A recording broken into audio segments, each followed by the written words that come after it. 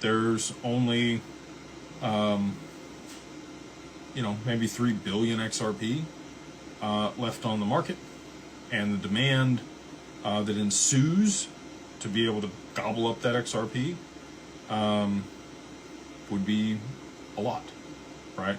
Like a lot. And that's what drives it. So it is supply and demand. You could work it out on a graph, what you would need the inflows to be. And I don't really think there's 3 billion XRP left. I don't think there's 3 billion XRP left on the market. When I talked to Simon a few years ago, and we chatted over some whiskey, he's CEO or president of Uphold, he said, maybe 5 or 6 billion was all that was left between the exchanges and retail at that time. Now, Ripple has released more XRP since then. That was 2 years ago. So have the exchanges maintained that amount? Has retail increased their bags? Sure.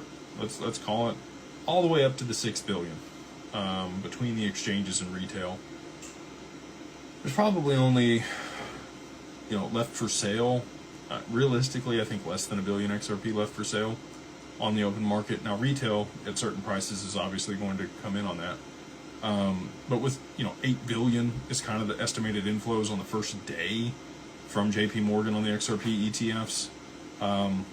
If there's 1 billion, you get an 8x on the price immediately. So what would that push you to? The 3 times 8, $25 pretty quickly. And then if you had treasury companies and you also have demand from other institutions or people needing it to settle certain things, and maybe they don't want to move it onto the market, and then you also have the demand from exchanges if Tether were to go bad, that's where all of these dominoes kind of culminate to push it to 3 or 4 digits.